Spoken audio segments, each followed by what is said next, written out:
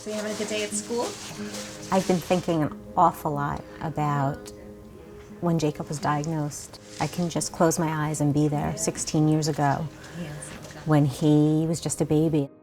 Even before I got the diagnosis, a mom knows. And they said, just give him time, he'll catch up. And then of course, fast forward 6 months, we receive the diagnosis that he had Canavan disease. And I can just remember the doctor saying to me, he's going to develop seizures, he will need a feeding tube, he's going to go blind, he'll have respiratory issues, he'll need various orthopedic surgeries.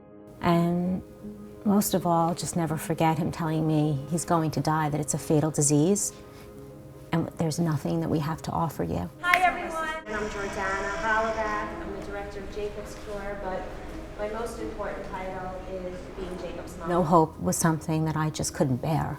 That was how Jacob's Cure was born. Our children are there, so that's an important thing to really keep in mind. I said, well, if something's wrong with his genes, then I want to fix his genes. I was off to my new role, not just as Jacob's mother. I don't know if it's in my child's lifetime, but goddamn, I'm going to do something to fight this disease, and I'm going to make a difference in this world. I'm going to honor my child every day by fighting this disease. Got some smile. And Jacob's now 16 and continues to be the light of my life. Beautiful boy. We have been at the forefront of some of the most innovative research in rare disease and brain disease. We have collaborated with many other disease groups. The idea behind this conference is that scientists would like to be brought together to share ideas. One of the things we've also been able to create is a research summit / family conference. We reach out to the best of the best. They're in a room for 48 hours, they share their work, they brainstorm, they collaborate. It's a place where there isn't competition, they all agree to share. Proudly, we are now moving into gene therapy that doesn't even have to be delivered directly to the brain. We can possibly one day have an IV treatment.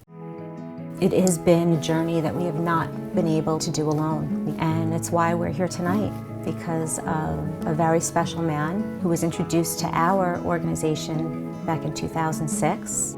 I was introduced to Jacob's Cure just meeting Jordana, and I was just so taken with her passion, with Jacob, with what she was fighting, what she continued to fight. Donny met Jacob back in 2006, and from that moment on said, I want to be involved, we're going to do better next year, we're going to raise more, we're going to, in his big idea way. He joined us and he encouraged us and he supported us. I couldn't help but get involved. She's an incredibly compelling woman, and Jacob is a wonder, an amazing, amazing young man.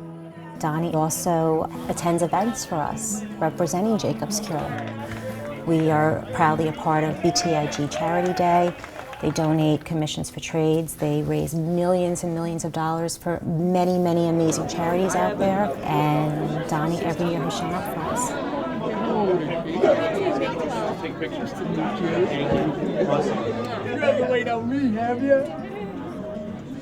Oh, hey, how are you today? Hi, how are you today?